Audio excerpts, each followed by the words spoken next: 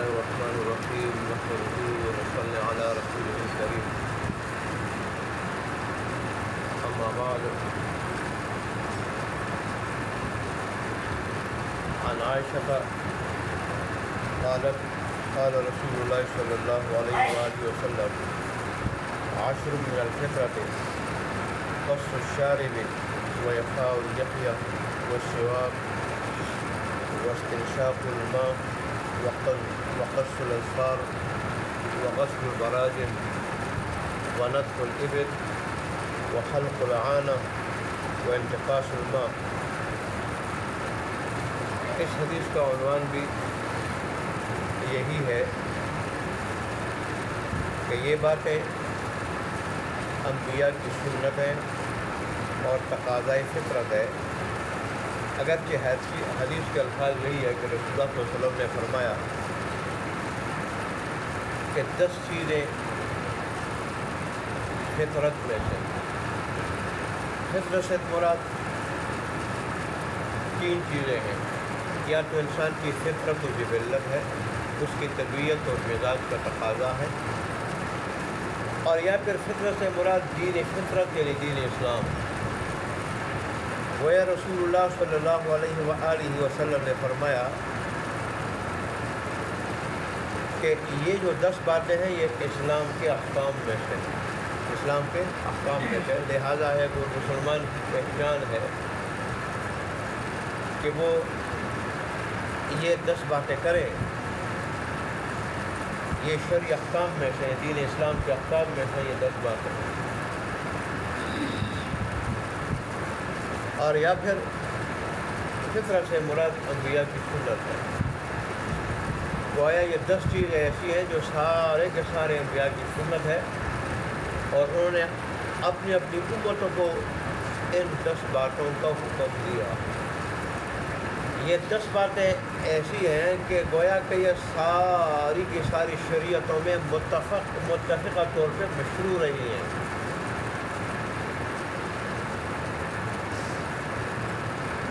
یہ 3 مطلب ہے اس کا کہ انسان کی فطرت اور جبلت میں داخل ہے، بشرطے کہ اس نے اپنی فطرت کو بگاڑا نہیں، یا دین فطرت یعنی دین اسلام کے احکام میں سے ہے،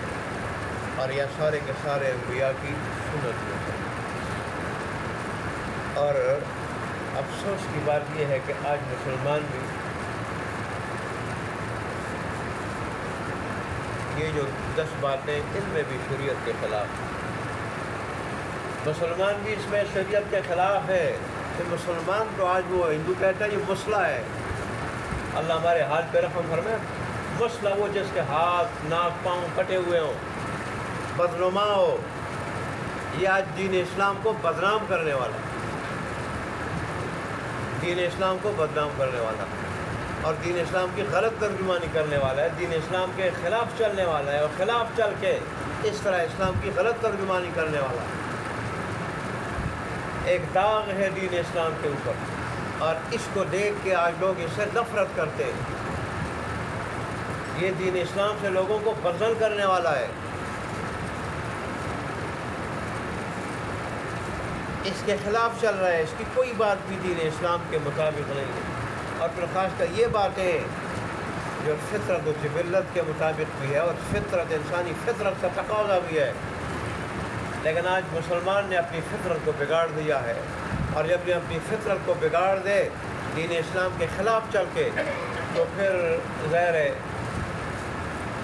اسے دین اسلام کی وہ باتیں جو اس کی انسان کی اصل فطرت کے مطابق ہے اور فطرت کا تقاضا ہے، یہ اس کو جو ہے نا اچھی نہیں لگتی۔ وہ باتیں کیا ہیں؟ قص الشارب، مونچھوں کو تراشنا، وإعفاء اللحیہ، اور داڑھی کو بڑھانا۔ اور بعض روایت میں رسول اللہ صلی اللہ علیہ وسلم نے یہ حکم دیا کہ تم مونچھوں کو تراشو اور داڑھی کو بڑھاؤ، داڑھیوں کو بڑھاؤ، مونچھوں کو تراشو، اور یہود کی مخالفت کرو، ہنود کی مخالفت کرو، مجوس کی مخالفت کرو، مشرکوں کی مخالفت کرو، گویا مجھے بڑھانا اور داڑھی منڈانا یا کترانا، مجھ سے کم کترانا، یہ مجوس کی، ہندوؤں کی، مشرکوں کی اور ہندوؤں کو شیوا ہے ان کی علامت ہے، مسلمان کی علامت ہے۔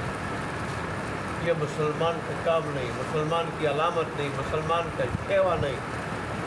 مسلمان کا شعار نہیں ہے۔ لیکن آج ہم دیکھ رہے ہیں مسلمانوں کی مچھیں تو بڑی ہوئی ہوتی ہیں اور داڑیاں یا تو منڈی ہوتی ہیں اور یا مٹھ سے کم جو ہے نا کتری ہوئی ہوتی ہے۔ اور ظاہر ہے اس میں بہت سارے طبی نقصانات بھی ہے۔ مچھیں جب بڑی ہوئی ہوں تو آدمی جو کھاتا پیتا ہے وہ انہی مچھوں میں پن جاتا ہے، مچھوں میں، اور بظاہر دیکھنا بھی بدنما لگتا ہے، خصوصاً سفید چیزیں، دودھ پیئے تو وہ تو بالکل سفید سارا مچھوں کے ساتھ جو ہے نا وہ پنسا ہوا ہوتا ہے، کتنا برا لگتا ہے۔ ایسے ہی کھانے کی اور چیز، ایسے سالن بھی۔ اور پھر ظاہر انسان جب ناک صاف کرتا ہے تو ناک کا راستہ بھی یہی ہے، پانی ہو یا مین کچیل ہو وہ بھی مچھوں میں جو ہے نا پنسا ہوتا ہے۔ گرد و غبار بھی، شریعت کا ہر حکم اس میں جہاں اور فوائد ہیں وہاں صفائی ستھرائی بھی ہے، یہی وجہ رسول اللہ صلی اللہ علیہ وسلم جب دیہات میں سے کوئی صحابی آتا، دیہات میں سے کوئی مسلمان صحابی آتا، اس کی مچھیں بڑی ہوتی تو رسول اللہ صلی اللہ علیہ وسلم مسواک رکھ کے کہ نہ ہون زخمی نہ ہو جائے، نیچے مسواک رکھ کے اوپر سے جو ہے نا وہ مچھوں کو کاٹ لیتے تھے، خود ایسے دیہاتیوں کی مچھیں کاٹ لیتے تھے۔ اتنا اہتمام فرماتے رسول اللہ صلی اللہ علیہ وآلہ وسلم۔ اور خود میرے استاد مولانا یوسف خان صاحب رحمۃ اللہ علیہ، دارالعلوم بلندری آزاد کشمیر کے بانی اور محتمل، وہ فرماتے تھے مجھے تو گن آتی ہے، گن ایسے ان کے الفاظ تھے اور بولنے کا انداز تھا، مجھے گن آتی ہے، گن ایسی مچھوں سے جو منہ میں لگ رہی ہوں، منہ میں، اور مجھے خود میں ایسی مچھوں کو دیکھ نہیں سکتا۔ پانی پیے تو بھی وہ گیلی ہو جائے اور تھوکے تو بھی وہ گیلی ہو جائے اور گیلی رہتی ہے اور چیزیں ان میں پنچ رہتی ہے، آدمی دیکھ نہیں سکتا۔ دیکھیں اللہ اور اس کے حبیب نے ہمیں وہ باتیں دی ہیں کہ جہاں وہ جو ہے وہ صفائی ستھرائی کا ذریعہ ہو، وہاں دوسرے کے لیے نفرت کا ذریعہ بھی نہ ہو، نفرت۔ اور اصل سب سے بڑی بات کہ اللہ اور اس کے رسول کو بھی پسند ہے کہ داڑھی بڑھی ہوئی ہو اور مچھیں جو ہے تراشی ہوئی ہو۔ ایک دو چیزیں یہ ہو گئی، لیکن آج کل مسلمانوں کا حال کیا ہے؟ مچھوں کا بڑا ہوا ہونا اور داڑھی کا یا تو منڈا ہونا یا کترا ہوا ہونا۔ اللہ تبارک و تعالیٰ ہمارے حال پہ رحم فرمائے۔ جو چیزیں فطرت کے مطابق ہے اور اللہ اور اس کے رسول کو پسند ہے تو اس کے خلاف چل رہے ہیں مسلمان۔ اور دیکھیں یہ چیز جو ایسی ہے،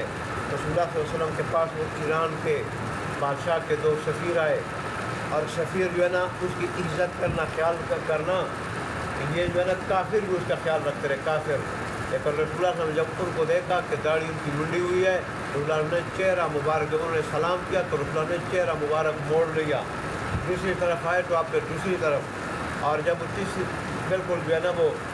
تیسری طرف آئے تو پھر رسول اللہ نے فرمایا ہلکتما ما فعلتما، تم دونوں ہلاک ہو، تباہ ہو، برباد ہو، تم نے یہ کیا کیا؟ اسلامی احکام کے مکلف بھی نہیں تھے، پھر مہمان بھی تھے، رسول اللہ صلی اللہ علیہ وسلم نے کسی چیز کا خیال نہیں فرمایا۔ ہمیں یہ بات، یہ تعلیم دینے کے لیے مسلمانوں کے لیے کہ یہ چیز انتہائی قابل نفرت ہے اللہ تبارک و تعالیٰ کے نزدیک، کہ اللہ تبارک و تعالیٰ کی تخلیق میں، اللہ تبارک و تعالیٰ کی مخلوق میں، پیدا کی ہوئی چیز میں تغیر ہے، تبدیلی ہے، اور اللہ کی تخلیق میں، اللہ کی پیدا کی ہوئی چیز میں تبدیلی کرنا یہ اللہ کو گوارا نہیں۔ تو جس کی طرف سے بھی ہو، اگر غیر مسلم کی طرف سے گوارا نہیں تو مسلمان کی طرف سے کیسے گوارا ہو؟ اور اللہ کے حبیب کے سامنے جب کل جائے آب کوثر پینے کے لیے قیامت کی گرمی میں، کہ جہاں ہر آدمی پسینے میں ڈوبا ہوا ہوگا اور یہاں تک کہ بڑے سے بڑا باغی بھی یہی کہے گا میں جہنم میں جاؤں، لیکن حساب کتاب شروع ہو جائے، گرمی سے جان ٹوٹ جائے، وہاں آب کوثر کی ضرورت ہوگی، ایک مرتبہ پیے گا کوئی، جنت جانے تک اس کو دوبارہ پیاس نہیں لگے گی، پیاس نہیں لگے گی، وہ ایسا پانی ہوگا، اس پانی کی ضرورت ہو رسول اللہ کے سامنے جائیں، آپ چہرہ مبارک موڑ لیں اور وہی پر دعا ہمارے لیے کر دے کہ تو میرا نام لیوا تھا، تو میری امت میں داخل تھا، تو نے ایسا کیوں کیا، پھر وہاں کیا جواب دے؟ تو بہرحال اب بات لمبی ہو جائے گی، مزید اوروں کی اگر تشریح کروں گا، فی الحال میں انہی پہ اکتفا کرتا ہوں کہ اللہ تبارک و تعالیٰ اور اس کے حبیب کا حکم اور سنت کیا ہے، اور آج مسلمان کیا کر رہے ہیں، اور اس کے نتیجے میں جب اللہ کے غضب کو دعوت دے رہے ہوں گے، اللہ کے حبیب کو اس قدر ناگوار جو کافروں سے آپ نے برداشت نہیں کیا، آج مسلمان جب اس کے مرتکب ہوں گے تو پھر اللہ کی رحمت کے کیا مستحق ہوں گے، اللہ کی رحمت کا کیا نزول ہوگا ایسے مسلمانوں پہ، اور اللہ کے غضب کا نزول ہوگا، اور اللہ کا غضب جہاں اترتا ہے تو وہاں پھر انسان ذلت و رسوائی میں، اور ذلت و رسوائیوں میں، پریشانیوں میں، مختلف مسائل میں انسان جو ہے گرتا جاتا ہے اور پھر سر نہیں اٹھا سکتا۔ اللہ ہمارے حال پہ رحم فرمائے، اور اللہ تبارک و تعالی ہمیں اس مصیبت سے اور اس بغاوت اور مخالفت سے نکلنے کی توفیق عطا فرمائے۔ اللہ ہمیں مکمل کامل مسلمان بنا دے۔ وآخر دعوانا الحمدللہ۔